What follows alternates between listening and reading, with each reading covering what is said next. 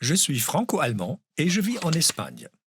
Lors de mes premières aventures dans une cuisine espagnole, j'ai vécu quelques catastrophes. Il faut dire que pour commencer, je me suis attaqué à l'incontournable tortilla de patata, l'omelette aux pommes de terre. Les Espagnols mangent de la tortilla de patata à toute heure. Au petit déjeuner, au déjeuner, au goûter, en sandwich, en amuse-gueule, froide, chaude. Et si vous vous rendez chez une connaissance à l'improviste, elle vous dira certainement reste, je te fais une tortilla de patata. Comme si c'était aussi facile que cela. Mais bon, je tente d'impressionner ma petite amie qui est espagnole. Pour commencer, je vais frire les pommes de terre épluchées et coupées dans beaucoup d'huile chaude, très très lentement.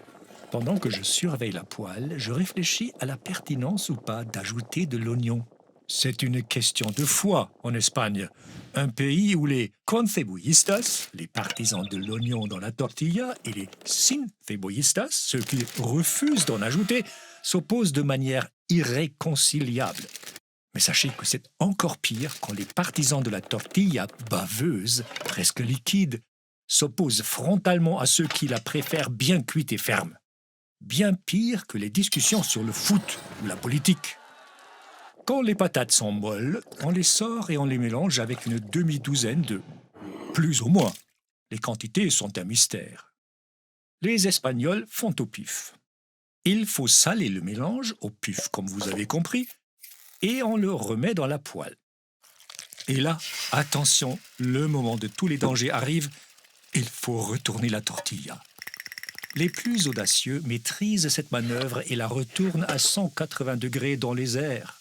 La plupart des Espagnols utilisent cependant une assiette ou une sorte de grand couvercle avec une poignée ronde. Ah, catastrophe!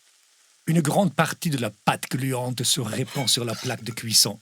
Je finis par servir à ma petite amie un massacre d'omelette avec les restes que j'ai récupérés tant bien que mal.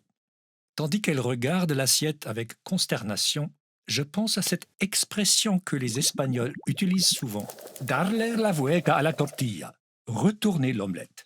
Cela signifie renverser radicalement une situation. Par exemple, si une joueuse de tennis est en train de perdre un match et que finalement elle gagne, on dit qu'elle a retourné l'omelette. Mais surtout, l'expression retourner l'omelette signifie fausser des faits pour être sûr d'avoir raison. Par exemple, lorsque quelqu'un a gâché le dîner et rejette la faute sur son partenaire, il n'y a pas de meilleure défense que l'attaque, n'est-ce pas? Bon, moi j'ai gâché le dîner, mais j'assume. Je ne m'en prends qu'à moi.